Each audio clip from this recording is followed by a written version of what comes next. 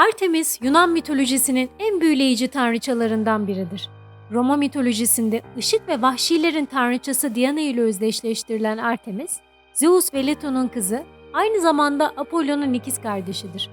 Buna rağmen Artemis adı Yunanca bir adlandırma değildir.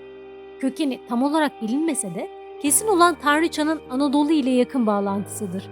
Taşıdığı özelliklerden dolayı diğer pek çok tanrı ile özdeşleştirilen tanrıça, Anadolu ve Yunanistan'da yoğun bir şekilde tapınım görmüştür. Gelin bu videomuzda tanrıça Artemis'in büyülü öyküsünü, Anadolu topraklarında doğmuş olan Efesli Artemis'i ve Sipil Dağı'nın ağlayan kayasına adını veren Niobe'nin hüzünlü hikayesini birlikte keşfedelim. Sevgili izleyiciler, umarım bu videoyu izlerken keyif alırsınız. Eğer mitoloji ve sanat hakkında daha fazla bilgi almak istiyorsanız kanalımıza abone olmayı ve bildirimleri açmayı unutmayın. Şimdiden teşekkürler ve bir sonraki videoda görüşmek üzere. Artemis, iffetin ve doğanın koruyucusu olarak bilinir. Kardeşi Apollon nasıl güneşi temsil ediyorsa, Artemis de ayı temsil eder. Hatta birçok tasvirinde ay sembolüyle görülür. Tanrıça aynı zamanda usta bir avcıdır ve yabani hayvanlarla derin bir bağ kurar. Bu da onu diğer Yunan tanrılarından ayıran özelliklerinden biridir. Artemis tasvirlerinde sıklıkla ormanın içinde sadak, yay ve okla görülür. Yanında ise bir karaca veya erkek geyik bulunur. Bu figürler onun vahşi doğayla olan bağını ve avcılık yeteneklerini sembolize eder. Artemis ayrıca doğum ve bereketle de ilişkilendirilir.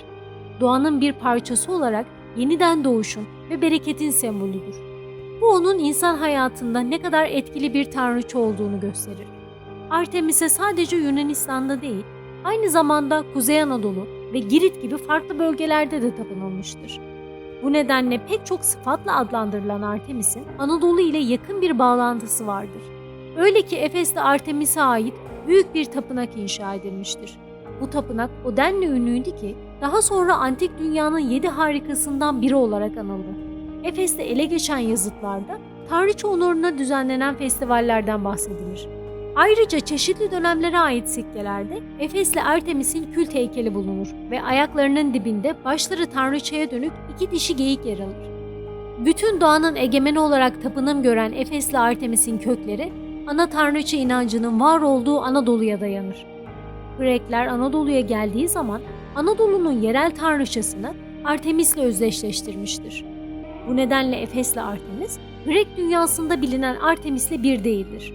O bir yanı Anadolu, bir yanı Grek olan muhteşem bir karışımdır. Yunan mitolojisinde Artemis ve Apollon, Zeus'un Leto ile ilişkisi sonucu doğar.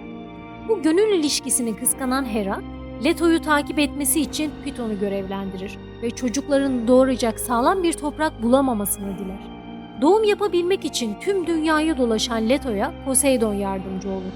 Poseidon 3 uçlu yabasını denize vurarak denizden yükselttiği Delos adasını ve Leto'yu dalgadan bir kubbeyle koruma altına alır. Böylece Leto bu adada çocuklarını güvenli bir şekilde doğurabilecektir. Artemis doğduktan sonra annesine ikiz kardeşi Apollon'u doğurması için de yardım eder.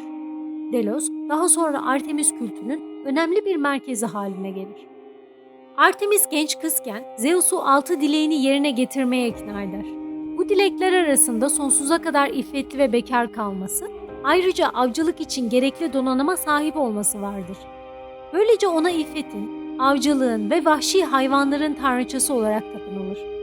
Daha önce ebelik yapmasından dolayı doğumlarda ondan yardım istenir.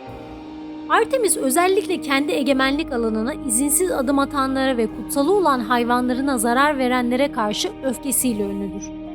Bu nedenle birçok kişi bakire tanrıçanın gazabından kurtulamaz. Tanrıça tarafından cezalandırılan en ünlü kişi ise Miken kralı Agamemnon'dur. Hikayeye göre Menelaus ve Agamemnon önderliğinde Truva Savaşı için hazırlanan donanma yelken açmaya hazırlandığı sırada rüzgar aniden kesiliverir.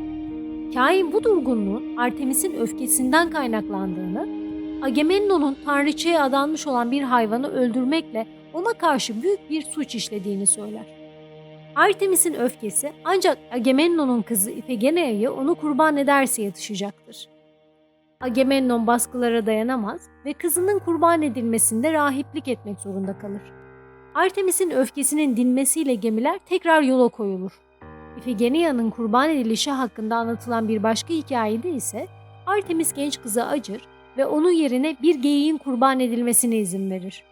Artemis'in gazabına uğrayan bir diğer kişi de Thebai kraliçesi Niobe'dir. Niobe babası Tantalos ve kardeşi Pelops gibi Anadolu'ya özgü efsanelerden biridir. Anadolu'dan kaynağını alan bu üç kişinin efsanesi de buradan Yunanistan'a yayılır. Niobe babası Tantalos'un kral olduğu Spilos Dağı'nın yöresinde doğmuştur. Thebai kralı Amphion'la evlenip birçok çocuk doğuran Niobe'nin hikayesini en açık şekilde Homeros anlatır. Hikayeye göre Niobe ile Amphion'un bir düzine çocuğu olur. Niobe sadece 2 çocuğu olan Leto'ya doğurganlık bakımından üstün olmakla övünür ve bunun sonucunda Artemis ve Apollo'nun öfkesini üzerine çeker. Apollo Niobe'nin 6 oğlunu, Artemis ise 6 kızını oklarıyla vurarak öldürür. Uzun süre gömülmeden kalan çocuklarının cesetlerini ancak 10. günde tanrılar gömer. Niobe'nin kocası Amphion, ölü çocuklarını görünce üzüntüden intihar eder. Kedere boğulan Niobe ise gözyaşları içinde Sipil Dağı'nın eteklerinde taşa dönüşür. Niobe'nin efsanesi bugün hala yaşamaktadır. Manisa'daki Sipil Dağı'nda kadın yüzü biçiminde bir kaya vardır. Bu kayanın göz çukuru şeklinde girintilerinden yakın zamana kadar sızan su damlaları Niobe'nin gözyaşları olarak yorumlanır ve halk arasında ağlayan kaya adıyla anılır. Artemis aynı zamanda kendisinin ve yanındakilerin iffetini her zaman şiddetle savunur. Bu özelliği birkaç çarpıcı hikaye ile daha etkileyici bir şekilde anlatılabilir. Bu hikayelerden biri Poseidon'un oğullarından dev bir avcı olan Orion'la ilgilidir. Bir gün Orion, Artemis'in yanındaki bir genç kıza yanaşmak ister. Ancak Artemis, Orion'un üzerine bir akrep salar. Akrep delikanlıyı topuğundan sokar. Artemis bunun üzerine akrebi bir burç, Orion'u da gökte bir yıldız haline getirir. Orion yıldızının akrep burcundan her zaman uzaklaşması bundandır.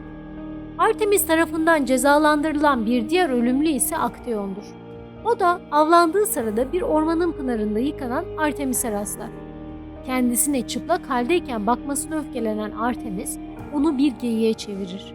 Akteon'un tazıları yeni görünümüyle sahiplerini artık tanımadıkları için geyiğin peşine düşerek onu paramparça ederler. Bir başka hikaye ise Artemis'in yanındaki güzel ve erdemli Ninfia Kalisto ile ilgilidir. Zeus, Kalisto'ya karşı arzularını bastıramayarak Artemis'in kılığına bürünür ve onunla birlikte olur. Ancak Kalisto hamile kalınca Artemis bu ihaneti anlar ve Kalisto'yu bir ayıya dönüştürür. Zeus ise sevdiği Kalisto'yu ve bu ilişkiden doğan oğlu Arkas'ı gökyüzünde büyük ayı ve küçük ayı takım yıldızı olarak ölümsüzleştirir. Bu hikayeler Artemis'in iffet ve doğruluk ilkelerine olan bağlılığını ve insanları koruma kararlılığını gösterir.